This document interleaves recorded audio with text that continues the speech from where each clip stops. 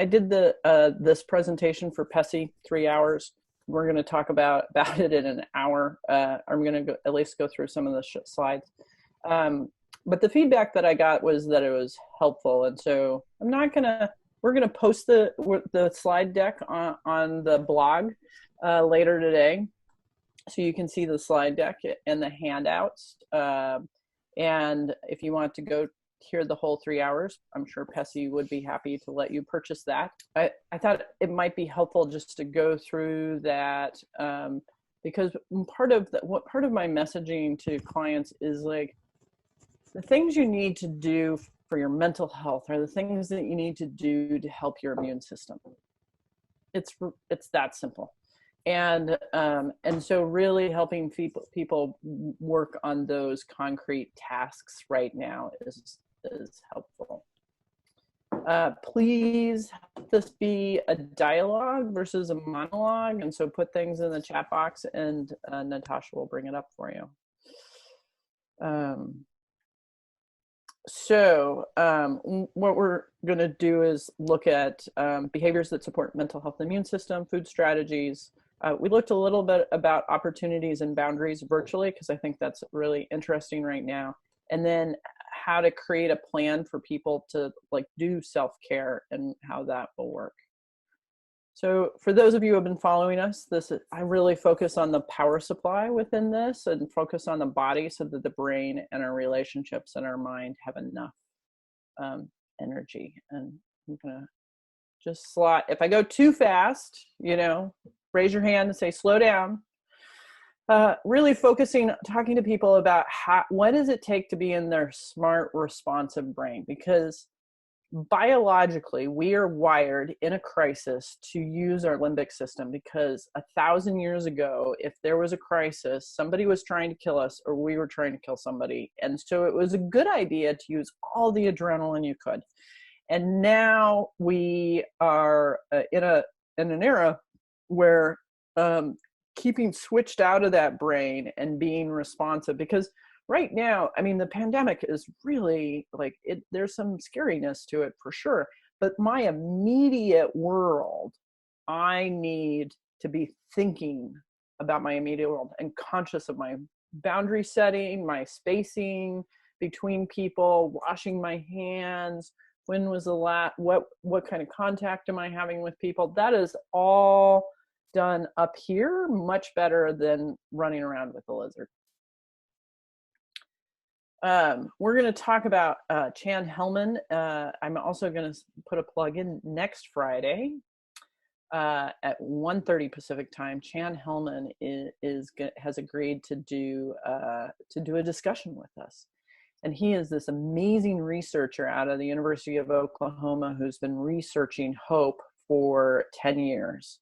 And really has a great understanding of the consequences of ACEs and trauma, and how do we have hope, and what else do we need right now, right? We really need to be about that.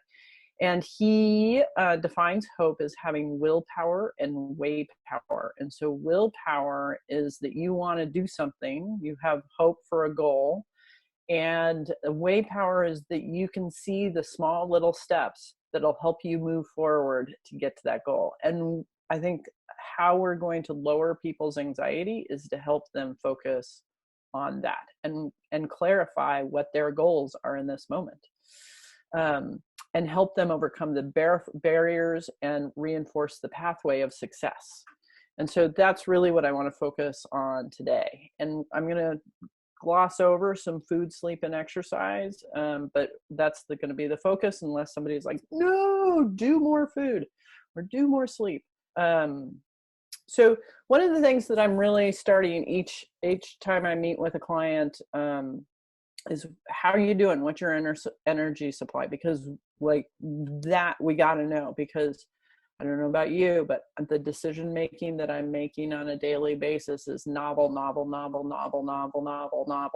I really need to keep that energy supply up. And I know what my list is. So if I get up and walk 10 minutes in the morning, I have much better energy in the day than if I just jump into things. And I'm like, you have to do that each day. And so I'm getting that done because I know that has a big impact. So really talking to people about their power supply and what happens.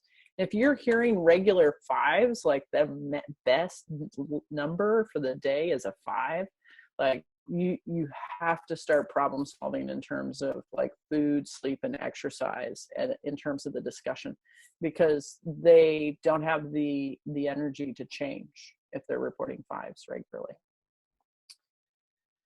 We're going to skip that exercise. So the things that I'm having people really focus on is, first and foremost, have a schedule. What I learned in the recession in 2009 is people who are used to having jobs quickly and get fired quickly descend into really dark depression and high levels of anxiety by not having the structure that work plays into people. And I had a number of people who are like, I hate my job, I want to quit, the economy's great, I should get a new job, and then bang, they were fired. And I'm okay for the first week, like just doing whatever, but particularly with the schedule, getting up at the same time, going to bed at the same time, and eating relatively the same time is so important for the body, because otherwise the body's guessing. One of the references I make to my clients is that like our body is a 3-year-old. And if you give a 3-year-old no schedule, no predictability, don't tell it what's going to happen, like the 3-year-old is going to control your life. And, but if you put the 3-year-old to bed at the same time and get them up at the same time and go play at the same time and eat at the same time, like you can have a really great relationship with the 3-year-old, and our body is still the same. And we deplete GABA and we have glucose control problems if we don't have a schedule. So I'm really talking to people a lot about the schedule. In terms of sleep, it's super tempting to work at home and then get the kids to sleep, and you just want to have a moment, and then you get online and then you play games until 2 o'clock in the morning, and then you get up late or you don't get enough sleep. That decreases your ability to have a sense of connection to people. That of course decreases your ability to repair yourself and makes you super fatigued. And so And in the research, it seems like locking down when you get up is much more important than locking down when you go to bed. And some people have a really hard time with that. And so I'm really encouraging them to do that. So there is this technology that I really like people using, this very old technology called pen and paper. And before you go to bed at night, writing out a list of what you have to get done, because our brain consumes a lot of energy, particularly when we feel like we're in a crisis or what we're responding to is not predictable. If we have a list, we don't have to get it done. We just need our brain to not be holding that information. And so like, and even though I do this for a living, I talk about it all the time. Generally when my life is kind of routine, I don't write down breakfast, lunch, and dinner because I just do it. It's automated. But this week I had online seminars when I normally eat breakfast, lunch, and dinner. And so I had to put that down on the schedule to remind myself that I needed to eat a little early. And I needed to make sure I get a snack so that my system didn't get too out of balance. And so I'm just sitting down and putting down everything I think that I need to get done in the day. And then at the end of the day, I can check them all off and I feel like I accomplished something, because quite frankly, I can't remember what happened in the beginning of the day because it's so busy.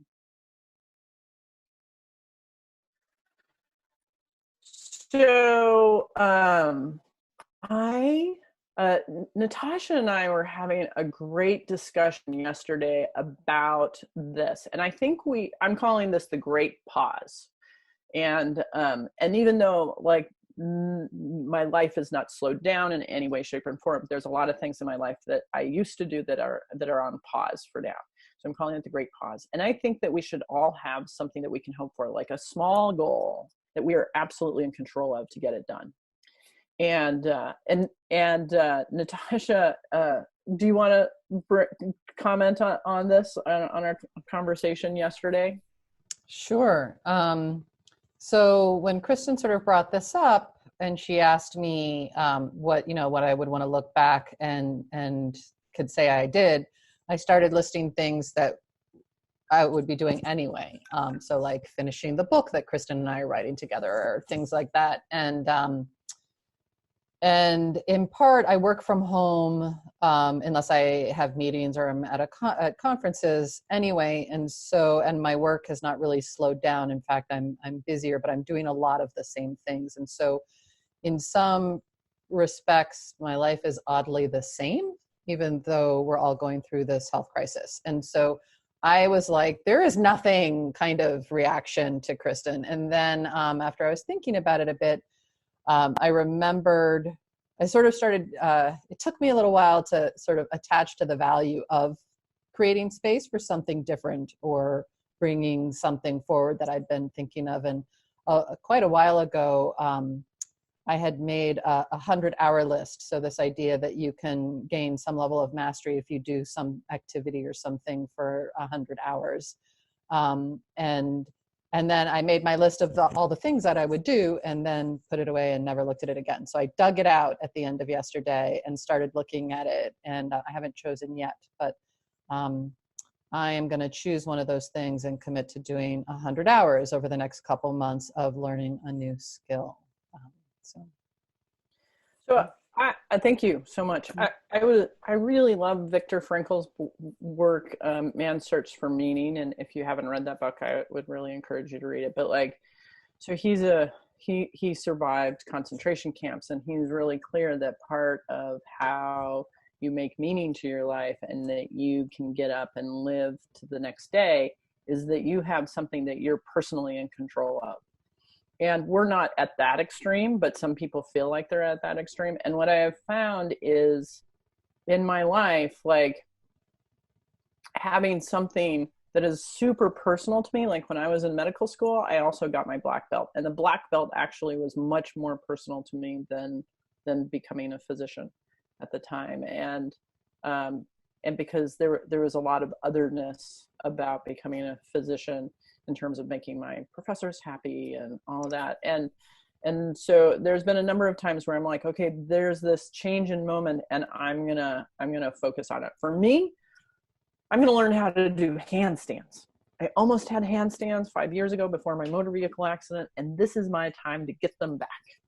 I would love if somebody has something that they want to get done, because we're going to have probably 100 days. I think that's a great frame. You can put it in the chat box. And just one thing that you personally are like, in that moment, what I got done was this, right? And like Jeannie earlier said that she's making masks, and that may be her thing, that she made a certain month's masks, or,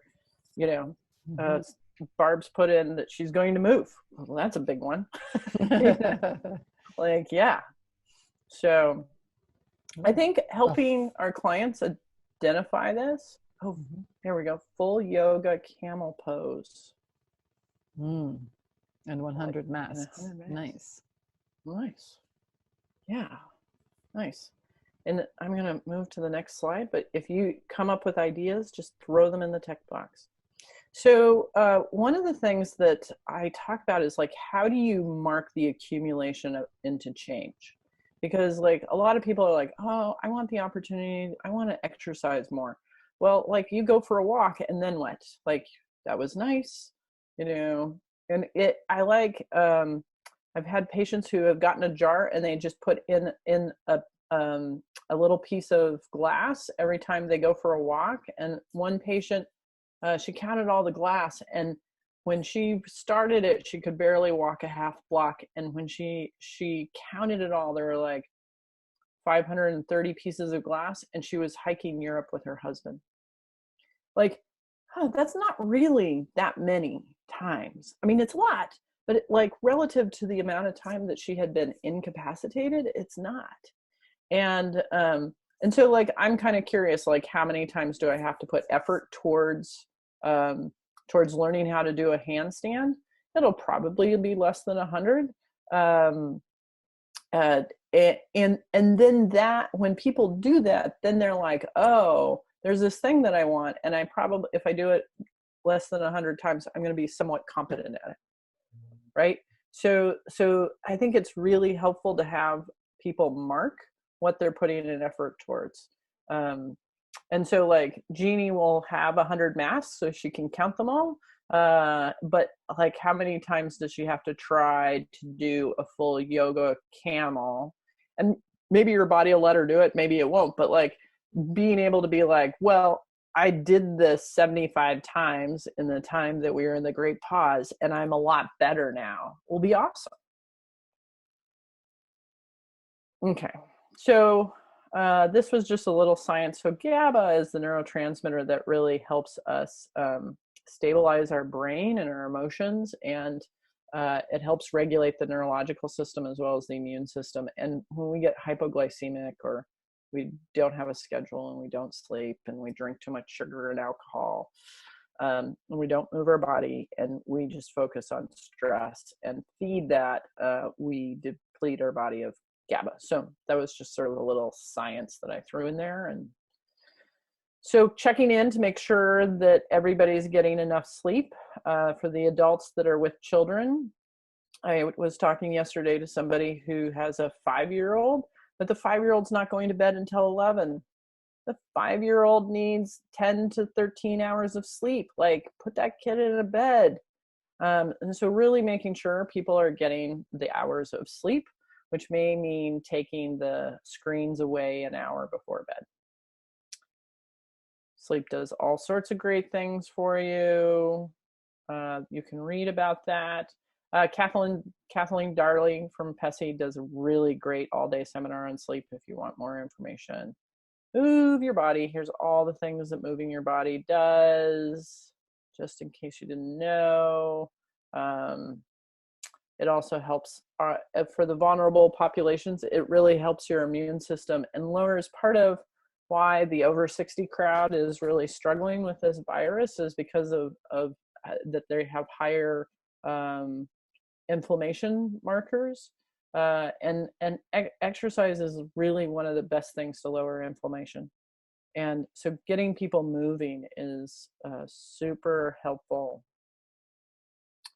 And it increases our resilience. And so one of the things that when this first started, I was like, oh yeah, we're going to now learn the difference between efficient systems and efficient lives and resilient lives.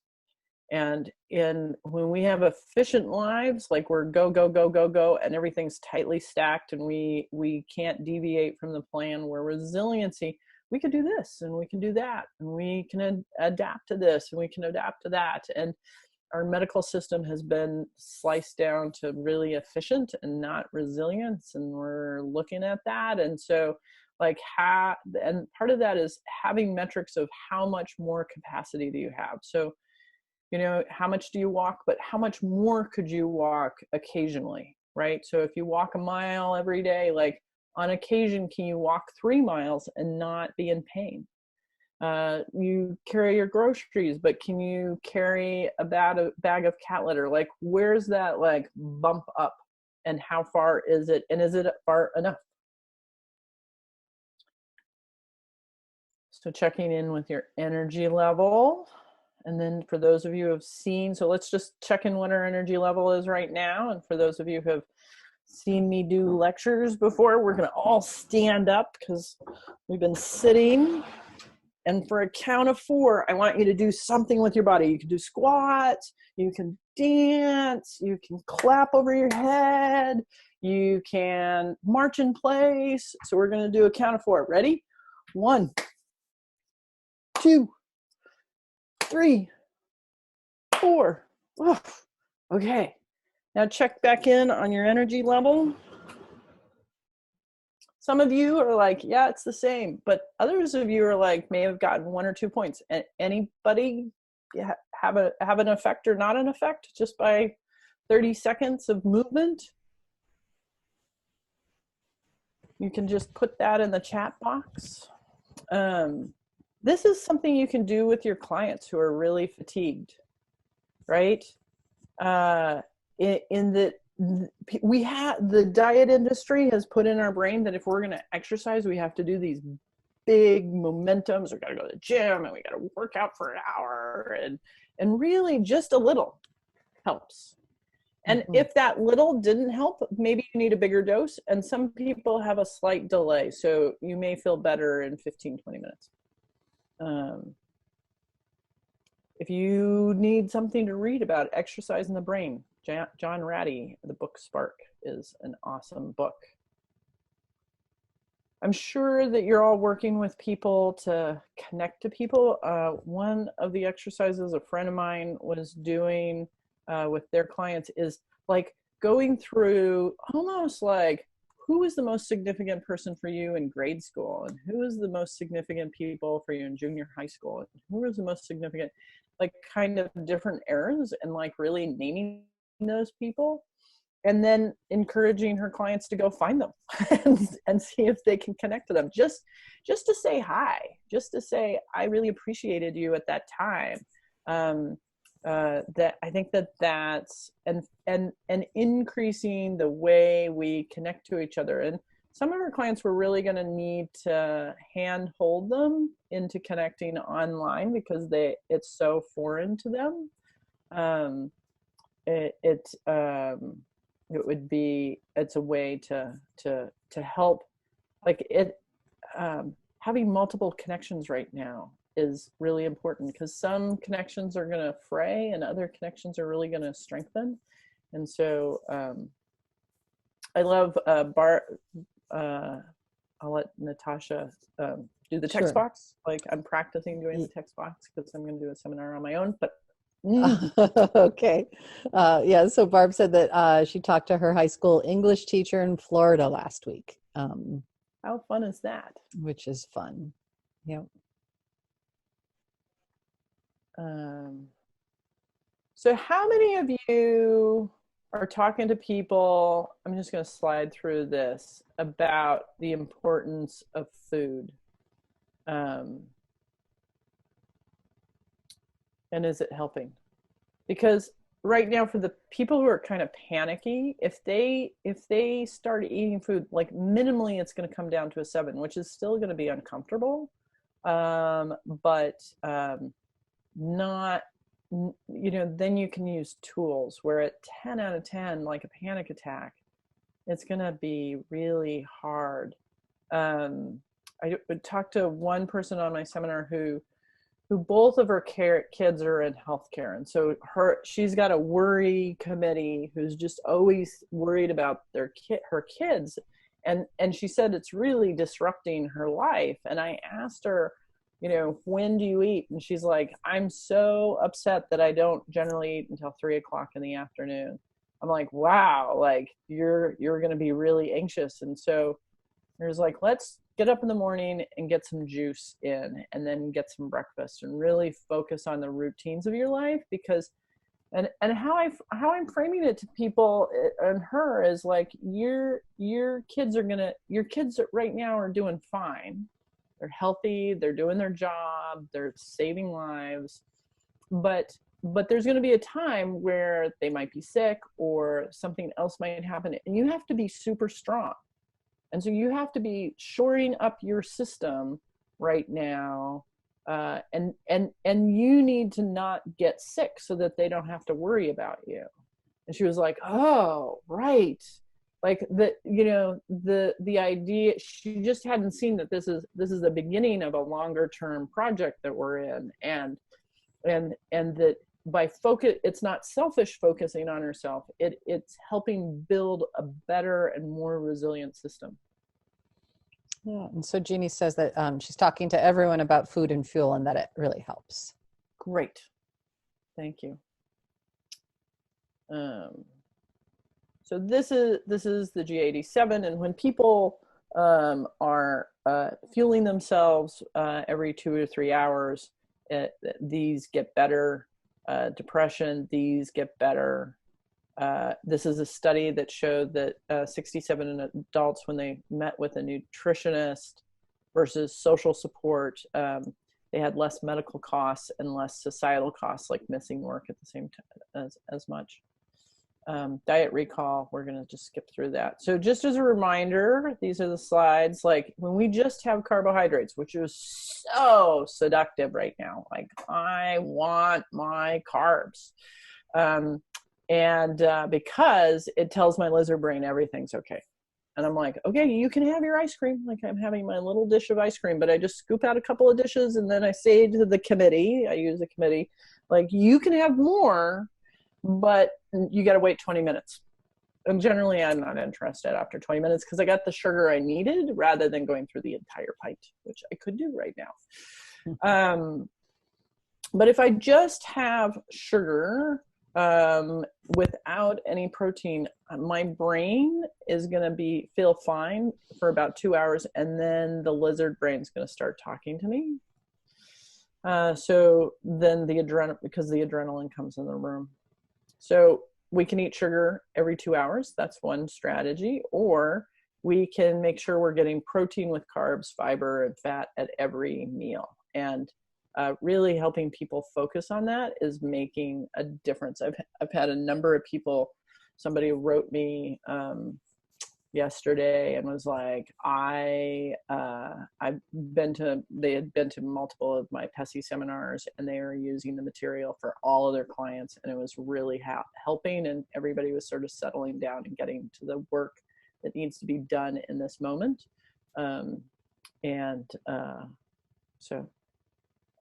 So when we don't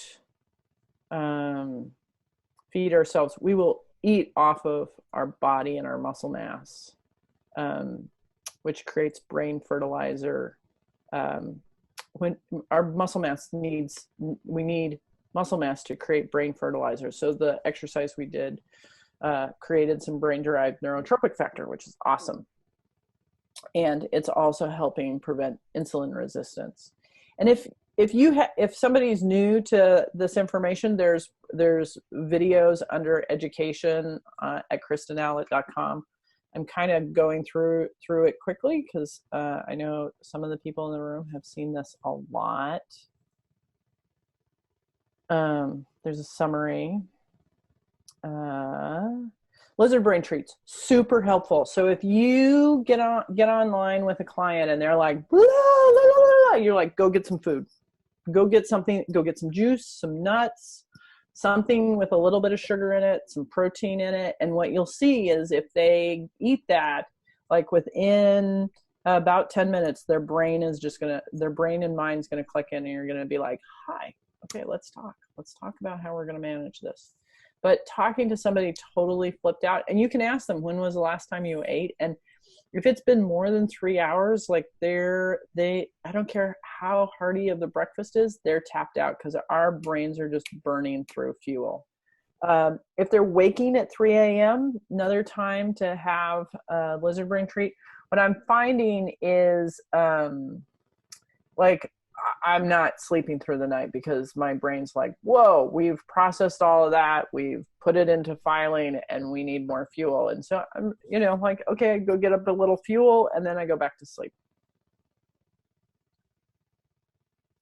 For longer term things, for people who are working and dealing with the crisis, I'm really recommending make sure, particularly, like I was talking to a friend who works for government, and like every morning she goes to the incident crisis meeting, and it like really not pretty statistics are given every day. And I'm like, go fueled. Just before you go to that, eat a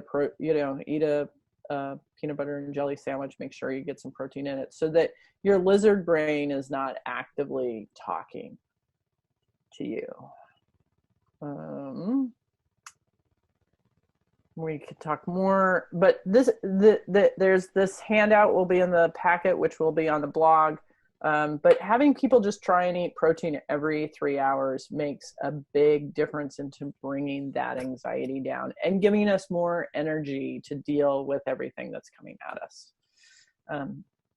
I can go into more detail. There's also videos and podcasts going into more detail.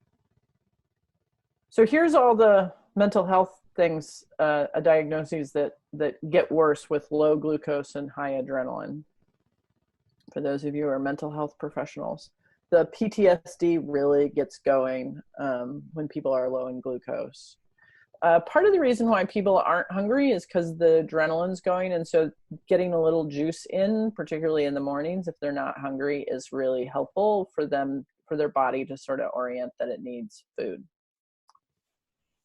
This was my PESI talk.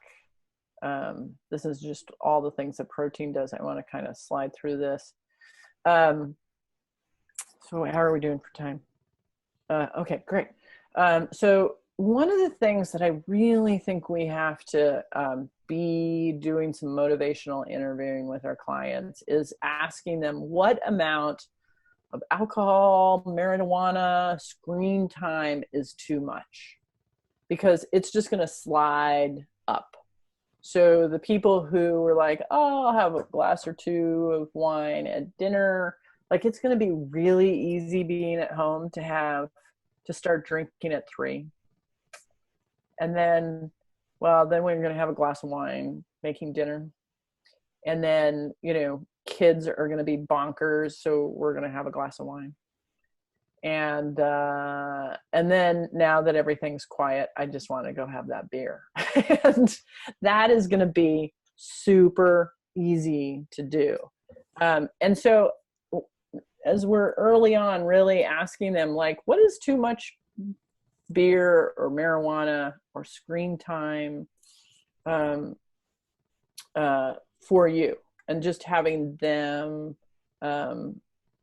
say that. And I'm already talking to some friends who are getting phobic about leaving the house. Like, people need to leave the house, and they need to leave the house and do something other than go to the grocery store. Like, they need to go for a walk around the block every day. But screening that, because it's going to be really easy to just for some people to over cocoon themselves in. The other thing that I'm talking to people about, because screens are going to become so important, is really differentiating what kind of event the screen is. So is it work? Like, I'm trying to connect with people at this moment, and so it may be work, but it also is a form of connection, versus me getting on my phone and looking for cat videos, which I can scroll through way too many cat videos and just disappear. And that kind of screen time really accelerates depression in people. And so, and limits them from moving their lives forward. And that's why I want people to have a goal. And so, you know, I haven't quite had open time yet, but I could see that before you go do some, and it, you know, some social media and some just scrolling is fine.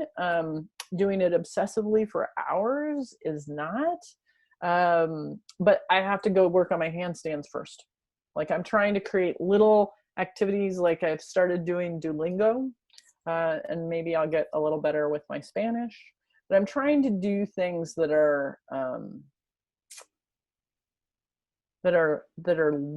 there's some learning to it, there's some intentionality to it, and having those conversations with people would be helpful.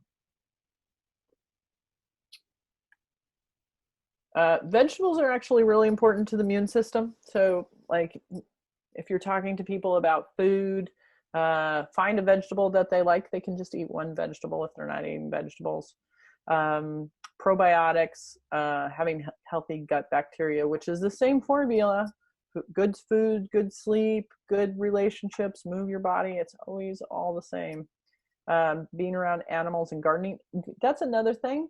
Is we are now creating a hyper sterile environment, which is not good for our immune system. And so, you know, as this goes over time, at this point, it's not a problem. But if this goes on for more than 60 days, how are we going to get outside and get dirty? Not get the the COVID virus, but like get bacteria and get, and gardening's a great place to do that. Probiotic foods are awesome.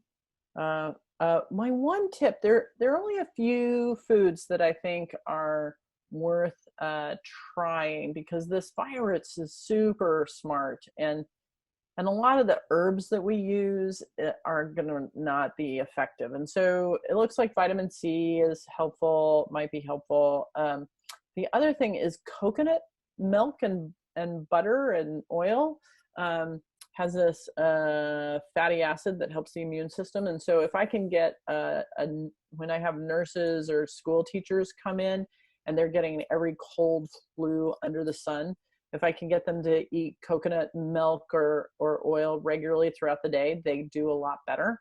And so that's like taking a can of coconut milk, like the real coconut milk, and decanting it and just put it in a jar and eating a tablespoon of it, or putting it in a smoothie, or putting it into like, we're going to have a pot thai sauce that has coconut milk in it tonight. We're super excited about it. Maybe I'll put a link to that recipe if I can find that recipe online.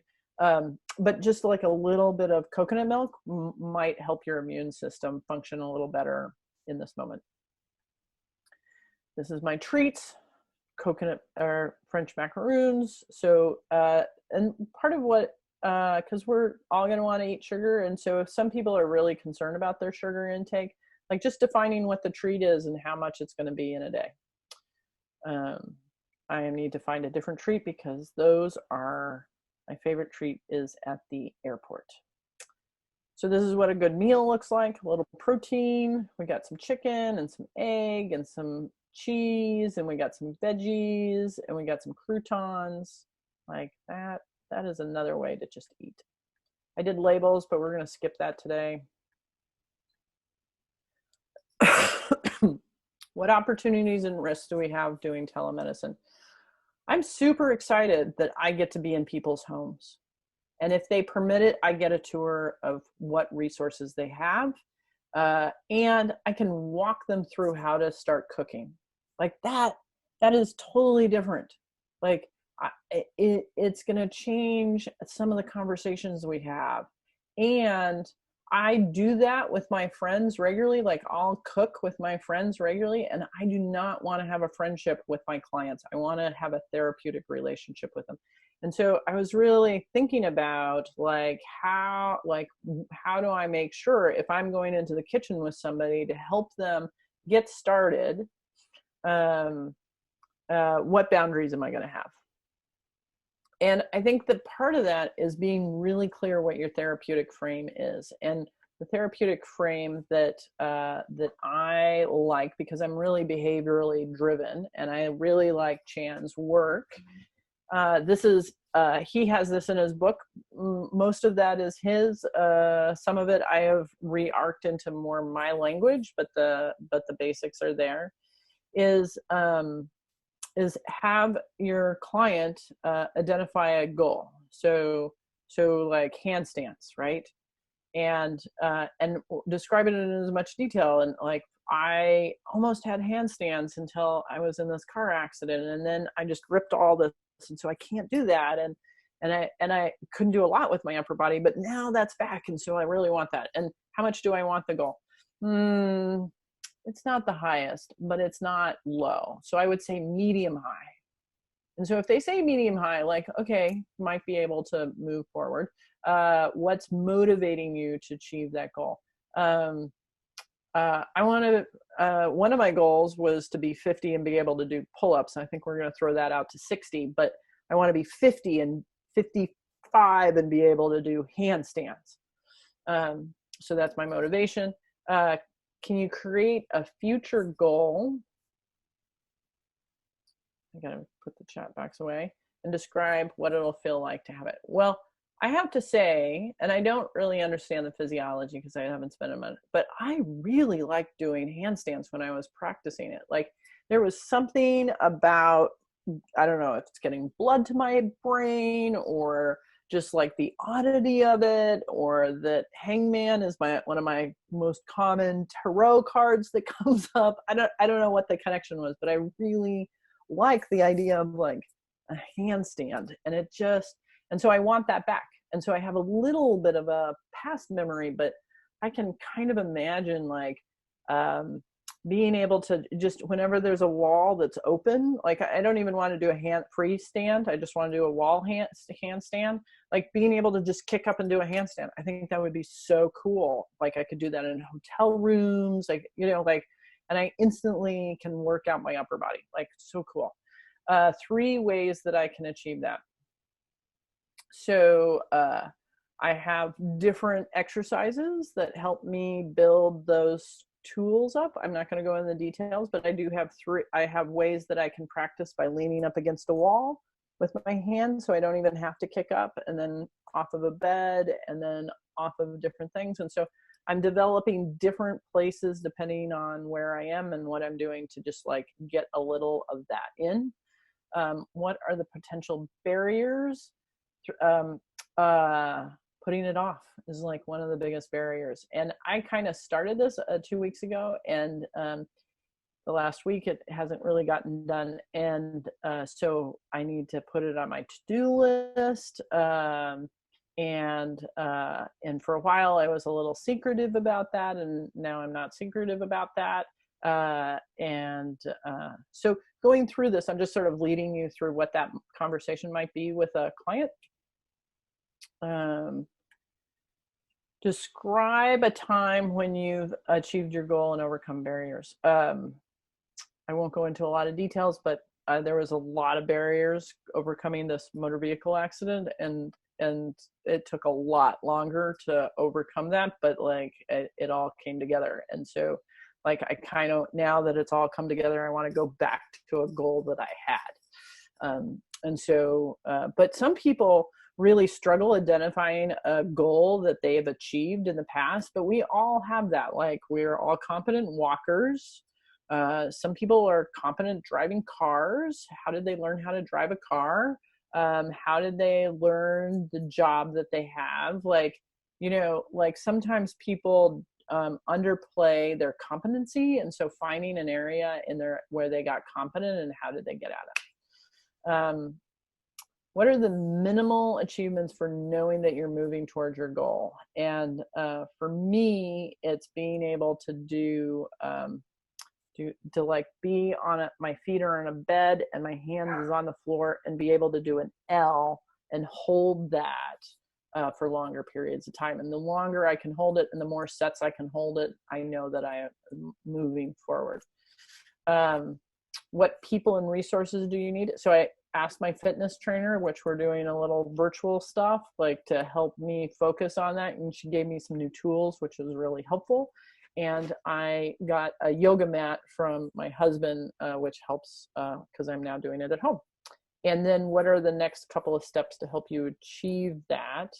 And also mark that. And I haven't put together a little base, but I need to. And so I'm going to put together a base. What do people think of this frame in terms of using this as a therapeutic frame or some other therapeutic frame, so that you're helping people first plan what they're going to do before they execute it? And it might take a couple of sessions before they start moving toward their goal and having full-blown help. And if you want to say something longer, please unmute your mic.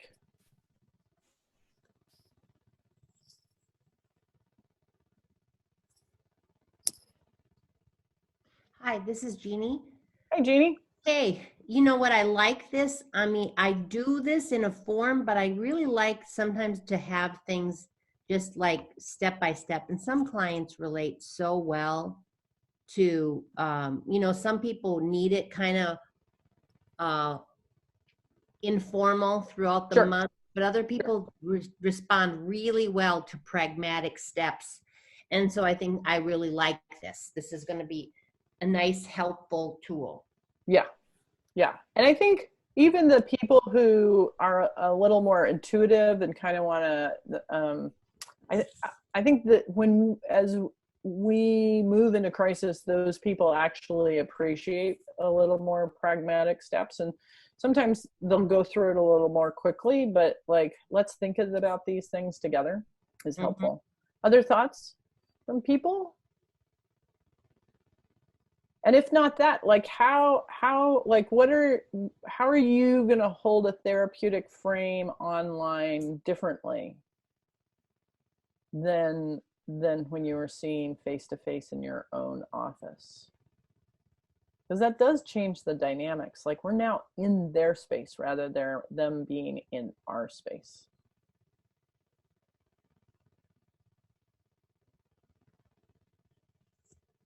That's a learning curve. Yeah. Yeah. I kind of laughed at myself. I was like, okay, what are my boundaries? I'm like, I don't want to be in other people's bedrooms. And then I just did my first seminar and half the people were sitting on their bed. And I'm like, oh, well, that's not. And then on the PESI seminar yesterday, somebody was like, well, I'm not going to be in my bedroom. I'm like, well, that's probably a good bedroom. Is like, okay, we agree as professionals, no being in the bedroom. And then someone else says, so far their folks are asking for more accountability than normal. Folks are asking for more accountability than normal. Right. Yeah. I think accountability right now, like, is because people need the structure, right? People really need structure right now. Yeah. And some people don't know how to set up their own structure. And people need to, another comment is people need to get through their discomfort with the new format. Yeah. How are people helping with that? Like, I'm not a high technology person, and like, so I haven't quite gone online yet because I want to approach that a little more slowly because I'm not a tech person. But what I've done in the past, like when I get a new computer or something like that, like when I switch from Dell to Mac, is I just play for a while. Like, because when we play, then it's not so intense. And anybody doing, like, how are people helping their clients acclimate to online? And I can see it going both ways, like just doing normal and the technology slips away, or doing something a little silly to help people be like, oh, like, it's hard to break, right? The thing about play is then you run it. I think sometimes people are uptight because they don't know what the rules are and how they can crash the system or something like that. Just a thought. Yeah, so a couple of comments coming in. Lots of fun conversation in the beginning about the background. They report how many days they haven't showered or worn makeup, etc. Yeah. And then someone else says, a client who's a Boeing engineer, we helped each other, so now doing Zoom. So she's now doing Zoom with her granddaughter. Yeah. She's a rock star with it. Yeah. Yeah. Now, there's one more thing in terms of, like, people are going to want to be, like, they'll have goals of eat better, exercise more, sleep more, less screen time, but like really helping them have more than just one idea on how to reach that goal is helpful. Or another frame is, what can you do 15 minutes today that'll give you more energy and mental clarity and move towards your goal? That's another nice frame for people in terms of accountability. And we're about to hand in our manuscript for our book, so it's happening. Here, one question that just came in. Ben Lynch is blowing up Facebook. He talked about lack of melatonin in older adults. Yeah. So for those of you who don't know who Ben Lynch is, he's a naturopathic physician who has done a lot of work on the methyl hydrofolate gene. He's a smart guy for sure.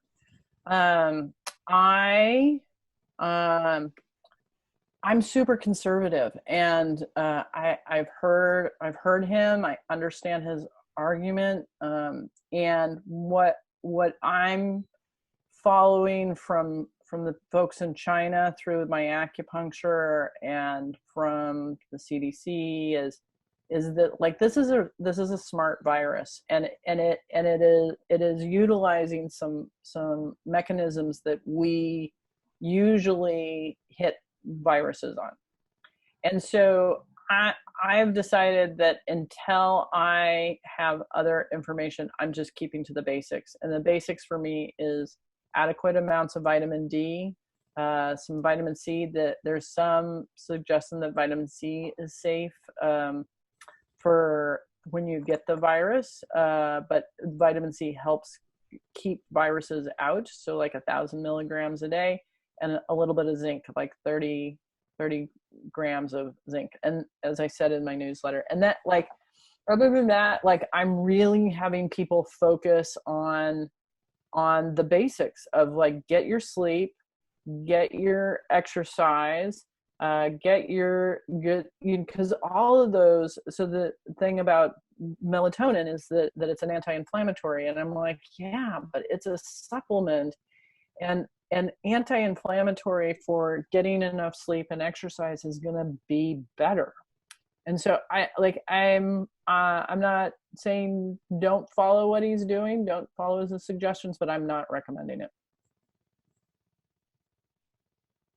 Yeah, I think part of the appeal is it's a pill to take as opposed to more of a behavior change. And that's where my curiosity peaks, right? It's like an easier out. And then someone else asked what about magnesium supplements? And I'll just tag on to that because it's similar. I've also been hearing a lot of recommendations for potassium. Yeah. So I like magnesium. Again, like to the question to me is like, are we supporting the health of the body? Just the overall homeostasis of the body. That, to me, that's the question that I want to hold to, is like, are we helping support just general functioning? And magnesium, one, your body will only take in what it needs. And so if you're taking too high of a dose, you will get loose stools, and you should not do that for very long. And magnesium really, before bed, really helps people sleep. And so like a little magnesium, if you're doing magnesium, I think is a good thing, because it's going to help your overall vitality. Magnesium is used by the immune system, but it's a supportive mechanism. I'm not worried about it in terms of the physiology of the virus. So I think magnesium is a good idea. Just in terms of general, like, and if you're whatever you're doing and what you're doing to support your health in general and your vitality in general, stick with that plan. And the potassium, was that the same? Oh, the potassium. Similar? Yeah. So potassium, for me, potassium is eat fruits and vegetables. Yeah. Like, supplementing potassium is a little tricky.